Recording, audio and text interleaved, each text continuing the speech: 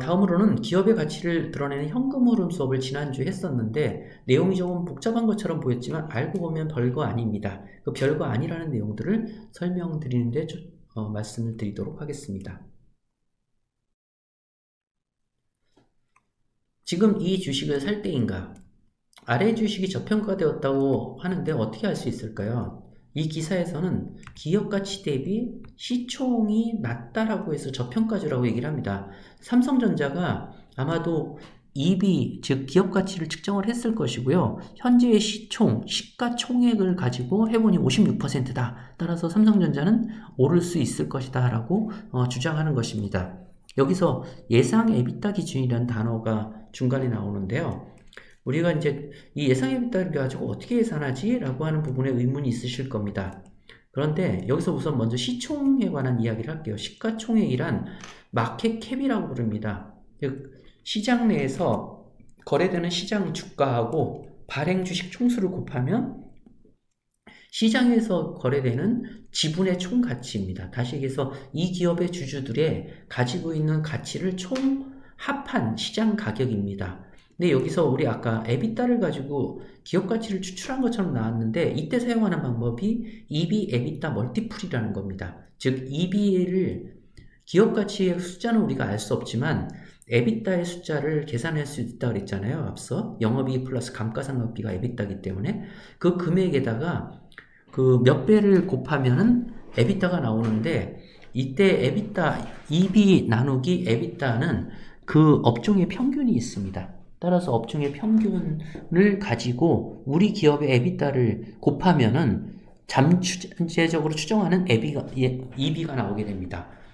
예를 들어서 삼성전자의 경우는 앞서 분석했던 내용들 봤던 것처럼 그 삼성전자의 원래 EB라고 추정되는 금액들이 있었을 겁니다. 앞선 시기에요. 그래서 EB하고 에비타를 구분해 봤는데 최근에 에비타가 상당폭으로 늘었어요. 그러면 EB 에비타 멀티플이 10배였는데 10배가 그대로 유지가 된다면 에비타의 증가율만큼 EB도 증가할 겁니다.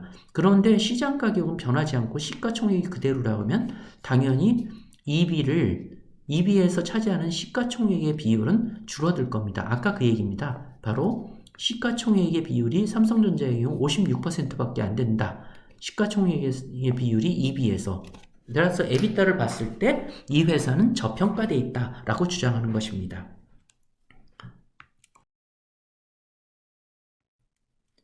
자, 그렇다면 기업의 가치를 생각하는 원리, 도대체 뭘 가지고 이 기업 가치 EB를 계산을 할까?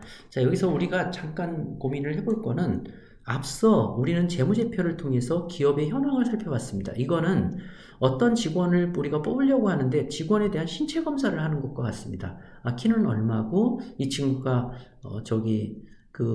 다른 성인병이나 뭐 이런 것들에 같은 거 없는지 건강 상태는 어떤지를 보는 것들이 바로 기업 진단이고요. 건전성을 본다라는 관점들에서 직원들에 대한 일반적인 평가나 진단 또는 우리가 건강검진을 하는 것과 같은 효과들을 갖습니다. 반면에 기업 가치는 그 기업이 벌어들일 수 있는 성과, 기업이 만들어낼 수 있는 가치를 측정하는 거기 때문에 어떤 직원들을 뽑을 때 건강검진과 상관없이 이 직원이 굉장히 탁월한 성과를 낼 수 있을 것 같다. 이런 경우 있지 않습니까? 몸이 되게 육체적으로 볼 때는 강렬해 보이지는 않지만 굉장히 코딩을 잘하기 때문에 기업 성과를 내는 훌륭한 사람이 될 수 있을 것 같다라고 생각을 하면 바로 그 훌륭한 사람이 될 수 있을 것 같아, 성과를 낼 수 있을 것 같아 하는 것이 기업 가치를 이야기하는 것이고요. 이 사람의 신체적인 특징이나 또는 신체적인 상황들을 보는 것은 진단 영역에 해당이 됩니다. 제가 재무 수업을 듣다 보니까 제일 많이 듣는 게 화폐의 시간 가치였습니다. 자, 그걸 위해서 여러분들께 이런 이야기를 했죠. 100만 원이 있는데 1년 후에 은행에 10% 이자를 받고 넣어놓으면 얼마가 될까? 반면에 나는 은행을 못 믿으니 집에 둘게. 당연히 이자가 없을 것이고요. 1년 후가 되면 은행에 뒀던 건 110만 원의 잔고가 남아있을 텐데 1년 후엔 집에 뒀던 거는 그대로 100만 원이 되어 있을 것이다. 이 말은 1년 동안에 현금이 돈을 벌어들일 수 있는 기회, 즉 시간 가치, 여기서는 이자율 10%에 해당되는 것인데 그것을 그 집에 뒀을 때는 잃어버린 것과 같은 효과다라는 겁니다. 바꿔 말하면 은행에 맡겨놓은 이자가 110만 원이 된 건데 1년 전이 그러니까 1년 전이라면 10% 이자에 해당되니까 100만 원의 가치에 해당된다. 뭐 여기 나와 있는 그림과 똑같습니다. 그러나 같은 기간에 집에 뒀던 100만 원은 1년 지나도 그대로 있다는 얘기는 1년 동안의 시간 가치를 까먹은 게 되니까 즉 100만 원이 10%를 벌어들일 수 있는 그거를 잃어버렸기 때문에 시간 가치 100만 원의 시간 가치를 10%로 1점의 이 기계비용을 계산해서 나누면 약 1년 전으로 보면 9.1만 원이 모자란 90.9만 원으로 줄어든 것과 같습니다. 다시 해서 지금 나한테 현금상으로는 100만 원은 똑같지만 주위 사람, 돈을 가지고 운영하는 사람들의 입장에서 볼 때 그 돈은 예전에 90.9만 원밖에 안 되는 수준으로 나는 떨어뜨린 것 같다. 즉 화폐는 그냥 두면 가치가 올라가는 것이 아니라 돌려야지 가치가 올라간다라고 하는 건데 이 말은 뭐냐면 화폐에 대해서 돈을 필요로 하는 사람들이 많다라는 거죠. 그런 것들이 그게 이자율로 나타나는 겁니다. 이 돈을 가지면 내가 더 많이 벌 수 있어 라고 생각하는 사람들은 높은 이자율에 빌려가려고 할 거고요. 그 얘기는 성장하는 시장에서는 이러한 돈에 대해서 시간 가치가 훨씬 더 높습니다. 따라서 100만 원을 가지고선도 20%의 보상을 받으면서 돈을 빌려줄 수도 있을 거고요. 성장하는 곳에서는. 근데 일본과 같이 성장이 정체되어 있는 시장에서는 돈을 가지고 있어도 빌려가겠다는 사람들이 거의 없으니까 1% 이하의 낮은 저금리가 유지됐던 것입니다. 그래서 1년 후에 있는 금액을 현재 가치로 바꾸는 걸 우린 현재 가치화 한다고 합니다. 현재 가치로 할인한다. 즉 현재 가치 PEB를 곱하기 해서 1 플러스 R은 이자율입니다. 즉 이자율만큼 증가한 미래가치 FV를 구하게 되면은 이걸 역으로 하면 FV1 즉 1년 후의 FV를 1 플러스 R로 나누면은 현재 가치인 PB가 나오게 됩니다. 자, 식은 신경 쓰지 마시고 식에 대해 의미하는 바만 이해를 하시면 됩니다. 즉 미래 가치에서 일정한 기간 동안에 얻을 수 있는 이익률, 즉 이자율이죠. 이자율을 가지고 할인을 하면 현재 가치가 나온다. 따라서 현재 가치로 할인한다 라고 하는 표현을 사용을 합니다. 자, 근데 믿을만한 친구가 있다고 칠게요. 지금 100만 원을 빌려주면 5년 후에 100만 원을 꼭 갚겠다고 했습니다. 은행 이자율이 10%로 일정하다고 가정을 하면 현 시점이 100만 원 빌려줬으니까 1년 후엔 110, 2년 후에 110처럼 복리 효과가 생겨서 5년 후에는 161로 증가할 겁니다. 따라서 지금 100만 원을 빌려준다는 얘기는 5년 후에 161만 원의 가치를 빌려준 것 같습니다. 근데 친구가 100만 원을 주겠다고 했으니 그 5년 후의 거를 거꾸로 현재 가치로 1년 전으로 할인하면은 91만 원이 되고요. 91만 원은 다시 1년 전으로 할인하면 83만 원. 또 다시 할인하면 75, 68, 마지막으로 5년 전으로 할인해서 돌아오면 5년 후에 100만 원은 지금 시점에서 62만 원밖에 안 됩니다. 따라서 10%의 이자율이 복리 효과를 내면 100만 원은 5년 후에 1.61배가 증가한다. 이거를 미래 가치 계수라고 합니다. 그런데 따라서 친구에게 지금 100만 원을 빌려줄 테니 5년 후에 161만 원을 달라고 하거나 반대로 5년 후 100만 원을 받기로 하고 지금은 62만 원밖에 못 빌려주겠다라고 얘기를 합니다. 여기서 0.62는 현재 가치로 바꿔주는 계수라 해서 현가 계수라고 합니다. 이자율이 있고 기간이 있으면 현가계수표라는 게 있어서 쉽게 현가계산을 계산할 수도 있고요. 계산기를 이용할 수도 있고 또는 엑셀을 이용하면 충분히 쉽게 구할 수 있습니다.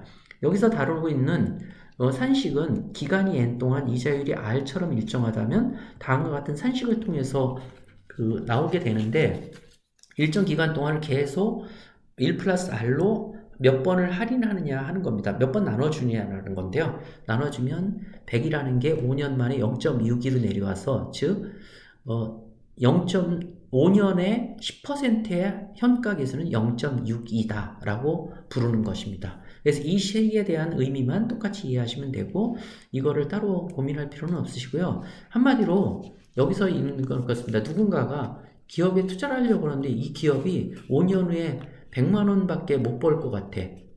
라고 얘기를 하면 지금 내가 100만 원을 투자하면 안 된다는 거죠. 최대 얼마까지 투자할 수 있을까요? 예, 62만 원을 넘어가면 되지 않습니다. 내가 이자율이 10%라고 가정을 하면, 즉 100만 원을 투자하기, 62만 원을 투자하기 위해서 내가 은행에서 이자율을 10%로 돈을 빌리거나, 또는 내가 그 돈이 가지고 있는데 누군가가 10%까지는 그 보상을 해주겠다고 하는 경우에는 그 100만 원이 아니라 62만 원까지가 내가 빌려줄 수 있는 최대한입니다. 현재 가치에 영향을 주는 또 다른 위험이 하나가 있습니다. 이전에 믿을 만한 친구가 100만 원을 빌려준다는데 100만 원 빌려주는 건 좋겠지만 이 친구의 사업이 성공할 가능성이 50% 정도로밖에 안 보여요.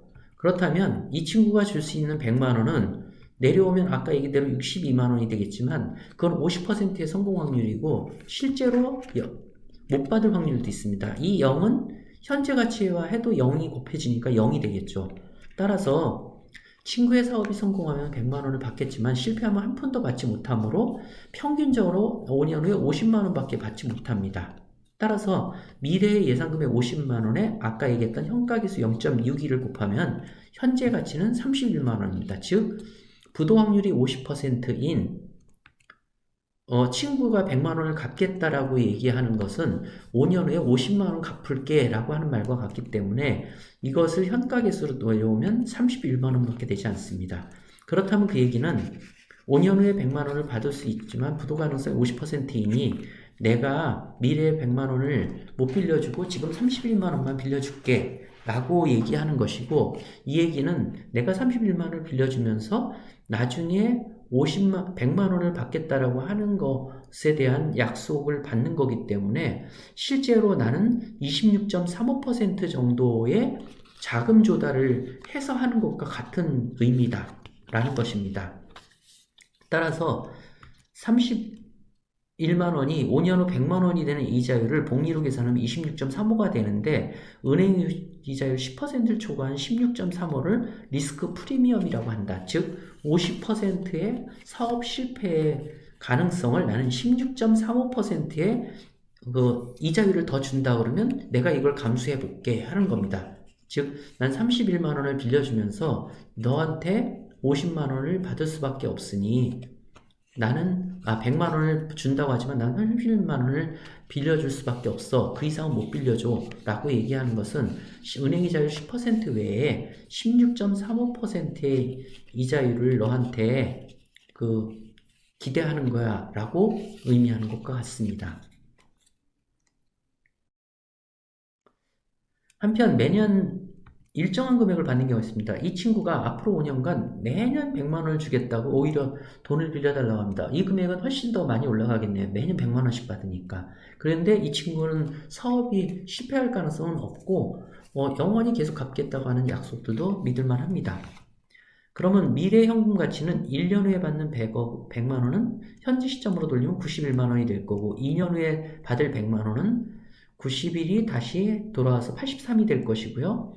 3년 후에 받을 것들은 거쳐서 75만 원, 4년 후에 받을 100만 원은 68만 원이 될 거고요. 5년 후에 받을 것은 62만 원이 됩니다. 따라서 현 시점으로 다 바꾼 매년 받을 100만 원들을 전부 합쳐보면 현 시점으로 보면 379만 원이 됩니다. 즉 매년 100만 원씩 주니까 5년간 합치면 500만 원이 될 것처럼 보이지만 현재 가치화 시켜서 계산해보면 현 시점에서 379만 원입니다. 따라서 얼마? 379만 원만 빌려주면은 우리는 충분하다고 보는 겁니다. 각 현가계수를 계산해서 계산을 했고요. 이를 넘지 않게 투자해야 되는데 N 기간 동안 매 기에 받게 되는 일정액 시 지금 같은 100만 원이겠죠. 위험률 10%로 할인을 하면 해서 합산을 하면 다음과 같은 수식이 시그마가 나오는데요.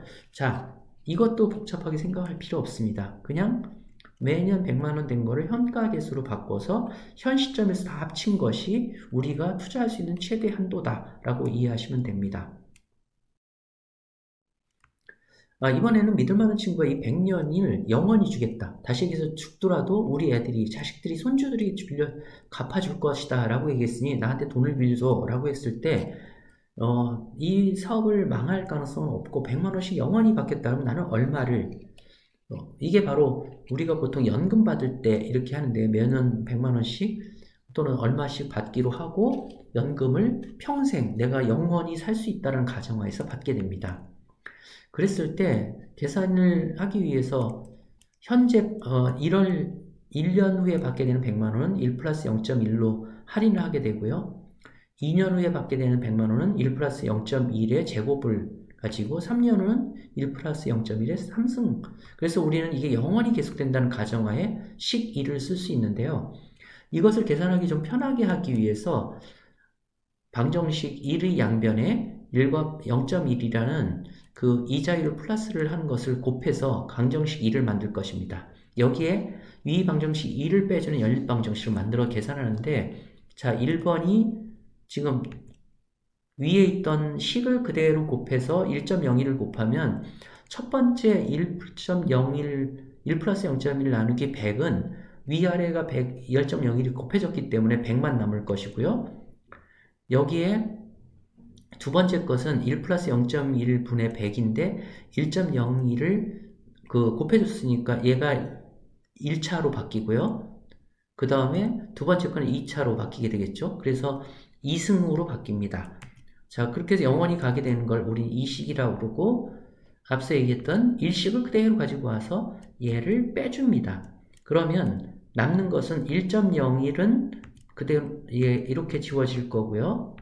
계속 지워지겠죠. 그리고 영원히 다 지워지기 때문에 남는 것은 1.01 PB는 위에 있던 100, 이 두 가지가 남게 됩니다. 이걸 다시 바꿔보면 PB는 0.1분의 100으로 계산이 됩니다.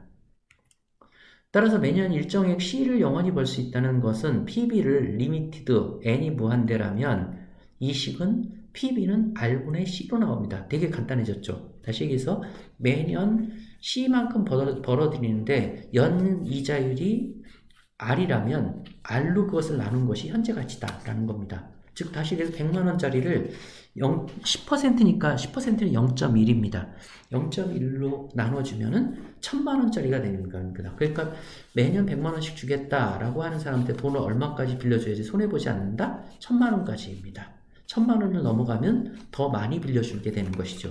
이거는 오히려 연구 현금 흐름이라고 해서 현재 가치로 계산하는 게 훨씬 더 쉽습니다. 자, 이것도 복잡하고 현혹될 필요가 없습니다. 이것을 지금 상가 분양에 한번 맞춰보도록 하겠습니다. 핵심 상권의 코너에 위치한 신축 상가의 지분 분양을 받을 예정인데, 테이크아웃 커피숍을 운영하면 현금으로 손해질 수 있는 돈은 매년 1억이 될 것으로 예상됩니다. 영원히 이만큼 벌 수 있다고 가정이 되고요. 상가 분양 대금은 연 5% 이자를 주는 영부채를 내가 가지고 있는데 그걸 팔거나 대출을 받아야 하는데 연 10% 이자를 부담할 것으로 예상됩니다.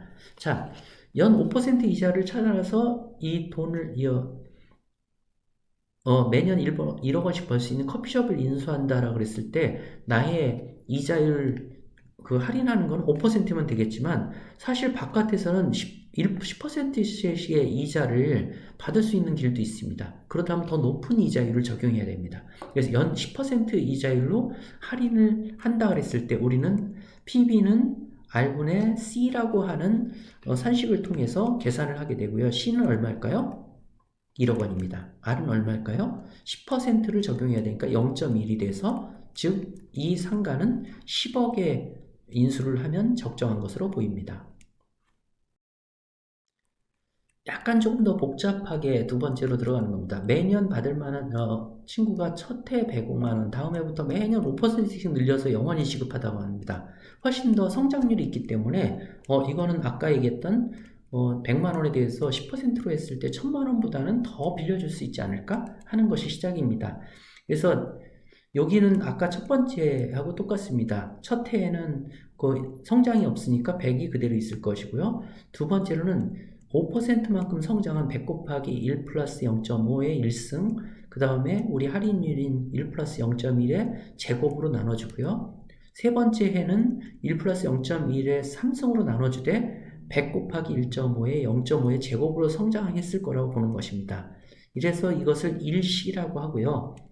계산을 쉽게 할 수 있도록 방정식 1의 양변에 아래에는 할인율, 위에는 성장률을 곱해서 방정식 2를 만들고 위식 1에서 방정식 2를 빼주는 연립 방정식을 계산해 보겠습니다. 첫 번째 식을 다음과 같이 써놓게 됩니다. 두 번째로는 1 플러스 0.1을 곱한 식이니까 PB는 다음과 같이 나오게 될 것입니다. 즉, 첫 번째 1 플러스 0.1, 1 플러스 0.5를 곱하게 되면은 첫 번째에 있는 1 플러스 0.1분의 100은 1 플러스 0.1의 제곱이 되고 위에는 100, 그 다음에 1 플러스 0.5가 추가가 돼서 요 식 첫 번째 식과 같이 만들어지고 두 번째에 있는 항은 두 번째에 있는 1 플러스 0.1의 3승분의 100 곱하기 1 플러스 0.5의 제곱과 같이 나오게 됩니다. 이걸 이 식이라고 하겠습니다. 자, 이걸 연립방정식으로 빼면은 1 플러스 0.1분의 0.5 저쪽 위에서는 PB 이렇게 다 지워지기 때문에 남는 것들은 위아래에 있는 숫자 두 개밖에 없습니다. 즉 1 플러스 PB와 관련돼서 왼쪽을 다 모으고 오른쪽을 다 모으면 이렇게 계산이 나옵니다. 이 중에서 1 플러스 0.1이 있으니까 PB를 다시 그냥 정리를 하면 0.1 마이너스 0.05분의 100이라고 계산이 됩니다. 즉 다시 얘기해서 PB는 R-G분의 C 100이라는 C에 R은 0.1이 될 것이고요. 0.05는 성장률인 G가 됩니다. 자, 이 식도 되게 단순해서 이렇게 계산을 하시면 됩니다. 다음에 우리 사례를 통해서 보면 금방 이해를 하실 수 있습니다. 똑같은 상가인데 이번에는 이 커피 전문점이 현금으로 손해에서 줄 수 있는 돈은 매년 1억 원으로 매년 5% 성장한다고 합니다. 영원히 이만큼 벌 수 있다고는 가정을 하면 이 경우에 똑같은 금액을 아까 얘기를 했을 때 10% 이자율을 적용하는 것은 변함이 없을 것이고요. 다만 성장률이 5%를 적용하기 때문에 우리는 R-G분의 C를 이용해서 C는 얼마? 1억 원. R은 0.1, 즉 10%고요. G는 0.05, 5%가 됩니다. 그러면 0.1에 빼기 0.05니까 0.05로 나눈다는 얘기는 0.05분의 1은 20배입니다. 따라서 20억에 즉 매년 5%만 성장해도 20억까지 줘도 이 상가는 손해보는 것이 아니다라는 겁니다. 그만큼 사업에서 성장률은 중요하다라는 것을 이야기합니다. 자, 여기까지 보니까 이거 뭐 이렇게 어렵고 복잡하냐? 무엇이 중요한디? 예, 우리가 얘기하는 거는 딱 기업 가치를 결정하는 건 알고 보니까 세 가지 요인밖에 없더라. PEB는 R-G분의 C다. C는 회사가 만들어지는 현금 흐름이다. 그래서 사업의 수익성을 나타내는 것이고요.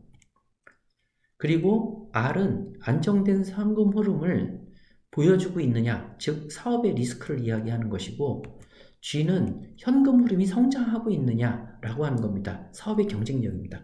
우리가 기억할 거는 PB는 R-G분의 C다. 우리가 기업에 대해서 알아야 할 거는 그 회사가 현금 흐름을 매년 얼마만큼 내는지 C, 그 다음에 이 회사가 사업 실패의 가능성이 얼마나 되는지를 반영한 위험률 R, 그리고 이 회사가 지속적으로 매년 성장하는 평균 성장률이 얼마인지 G만 알면 된다는 것입니다. 자, 그래서 이제 기업가치평가는 결국 기업이 영원히 존속한다는 가정하에서 매년 벌어들일 현금에 시장에서 생각하는 위험률 R로 나누되 현재 가치가 나오는데 사업의 성장률은 이 현재 가치를 늘리는 데 활용된다라는 거고요. 투자자는 이러한 정보들에 대해서 의구심을 갖게 되는 거고 경영자는 회사가 현금 흐름과 성장성을 견실하게 잘 끌고 가고 있다고 주장하는 것입니다.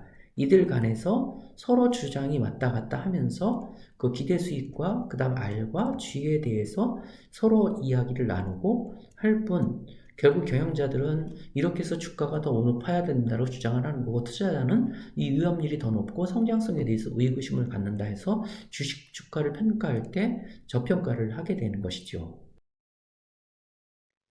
자, 애널리스트들은 기업 평가를 어떻게 할까요? 우리는 여기서 현금흐름 할인 모형이라는 것들을 쓰기도 합니다. 엄청 어렵습니다. 현금흐름 에비타에서 캐피탈 익스펜디처라고 하는 투자비 지출을 빼고 순원전 자본의 증가를 빼서 프리캐시플로우, 잉여 현금 흐름을 계산해내고요.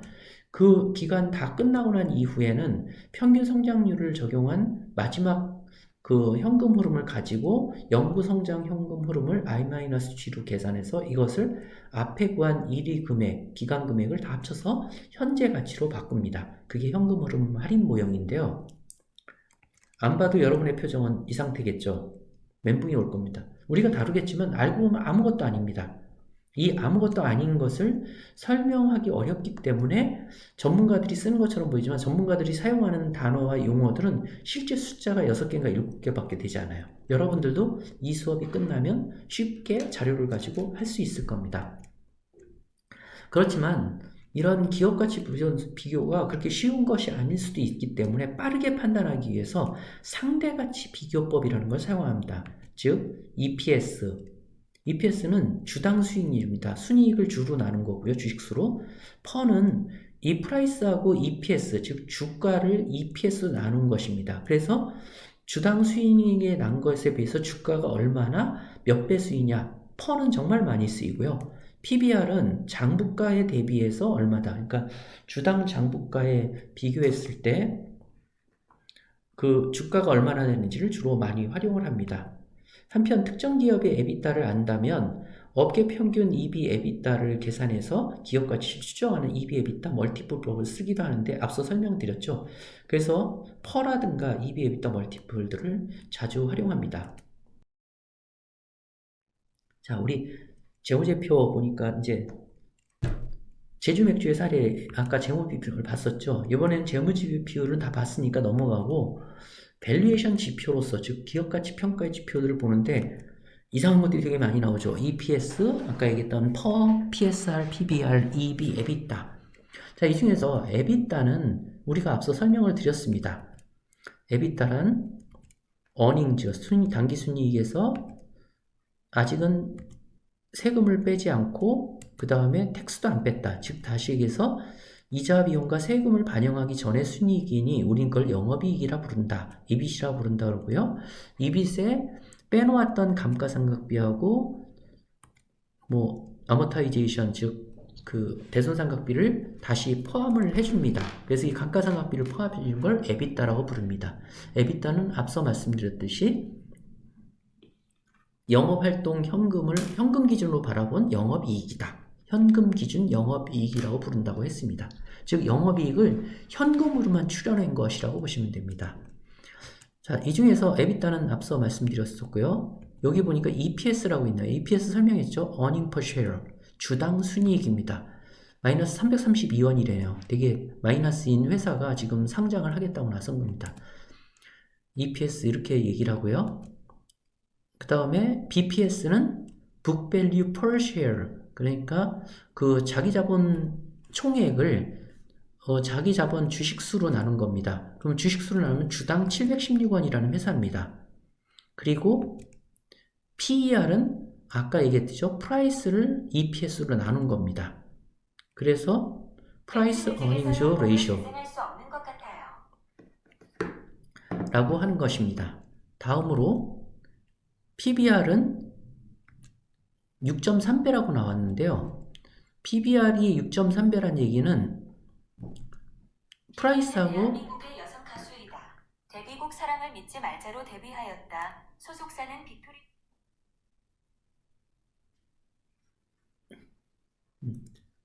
지금 계속 CD가 자꾸 대답을 해가지고 그랬고요. 신경 안 쓰셔도 됩니다.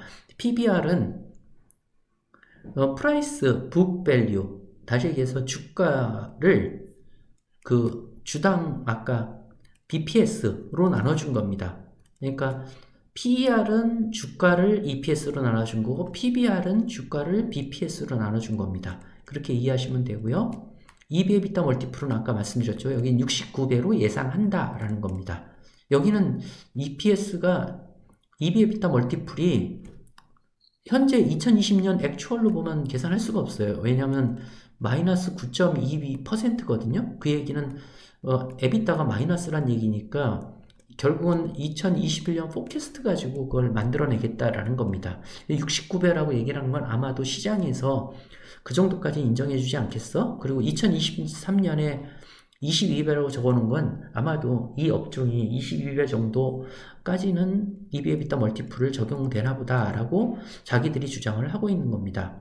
사실은 실상은 저 22배보다도 안 나오겠죠. 현재 상태에서는. 마지막으로 PSR이란 매출액 대비한 주가입니다. 그러니까 주당 매출액을 가지고 주가를 나눈 것입니다. 그래서 프라이스 세일즈 레이쇼라고 얘기를 합니다. 자, 근데 여기서 이제 한 가지 재밌는 게 퍼라는 것이 프라이스 어닝즈 레이쇼라고 했었잖아요. 즉 프라이스를 EPS로 나눈 겁니다. 주당 순이익을 주가로 나눈 거니까 주당 100원을 벌었는데 주가가 1000원이라고 그러면 10배가 되는 겁니다. 근데 이것은 주당 기업 가치라고 우리가 아까 얘기했던 PB를 주당 현금으로 나눈 것과 같아진다. 식을 보면 이렇습니다. PB는 현재 가치는 R-G분의 C였죠, 우리. 그것을 다시 정리하면 C를 밑으로 내려가서 나누면 PB를 C로 나누면 R-1분의 R-G분의 1로 바뀝니다. 자, 그러면 C분의 PB는 뭐냐면 PB는 프라이스고요. C는 EPS이기 때문에 얘는 그대로 내려오면 퍼하고 같아집니다.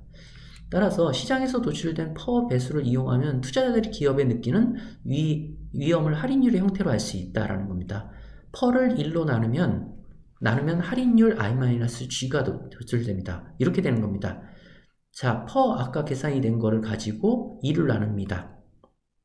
그러면 R-G가 도출이 됩니다. R-G라는 건 뭐죠? 우리 이자율 마이너스 성장률이었기 때문에 그 할인 계수를 구하게 되는 기본입니다. R-G분의 1이 할인 계수니까요. 예를 들어서 퍼가 20배라면 이 기업에 대한 할인율은 1을 20으로 나눈 5%가 된다. 퍼가 업계 평균보다 낮으면 투자자들이 기업의 사업 위험을 높게 생각하는지, 즉 R이 높은지 또는 성장의 의구심을 가지고 있는지 G가 낮은 건지 명확히 알 수 없지만 할인율이 높다는 것 정도는 알 수 있다라는 겁니다. 따라서 퍼에서를 통해서 시장이 얼마만큼 우리 기업에 대해서 위험을 느끼는지를 숫자로 확인할 수 있습니다. 한편 퍼는 주가 대비 주당 장부가 비율은 PBR, 자기자본율 ROE로 나눈 값이기 때문에 이것을 이렇게 계산해 볼 수 있습니다. 퍼는 PBR 나누기 ROE라고 계산될 수 있습니다. 따라서 퍼가 올라가 있다는 얘기는 ROE가 낮아지면 퍼는 올라갑니다. 근데 퍼는 평균에 회귀하는 경향성이 있습니다. 왜냐하면 그 기업에 대해서 회사가 가지고 있는 잠재 가치이기 때문에 잠재 가치를 10배라고 보고 있었는데 ROE가 낮아졌다 그러면 그 10배를 유지할 수가 없죠. 유지할 수가 없고 당연히 퍼가 올라가게 됩니다.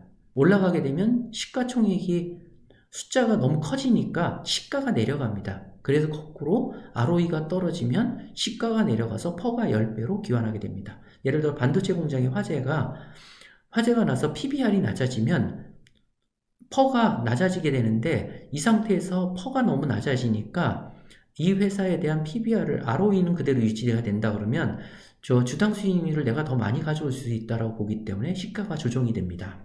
이런 식으로 퍼는 바로 시장의 위험률을 나타내기도 하고 또한 ROE와 PBR이라는 주당 장부 가치를 바탕으로 해서 그 전체의 시장의 흐름들을 반영을 하게 됩니다. 따라서 퍼라는 상대적인 지표가 웬만큼 나타내는 그 가치평가 지수만큼 효과적이라는 것을 보여주고 있습니다.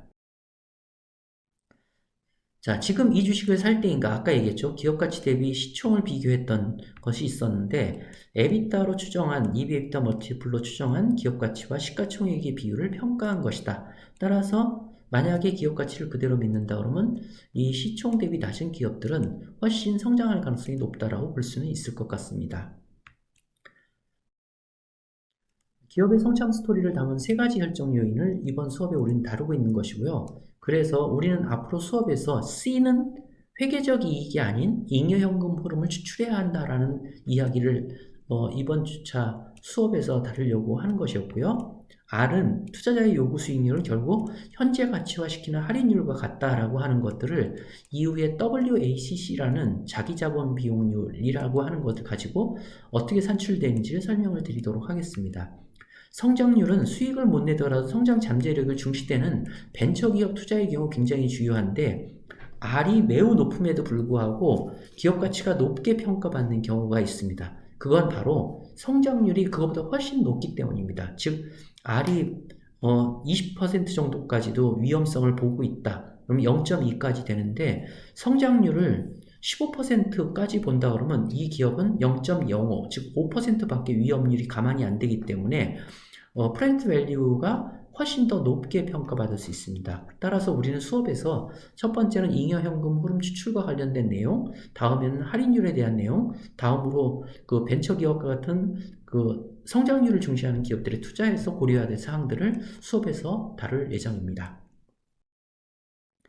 예, 여기까지 수업을 일단 1시간 반 우리 1교시 수업을 마치고 다음 시간에는 이번 주 주제인 내용들을 바탕으로 해서 수업을 진행하겠습니다.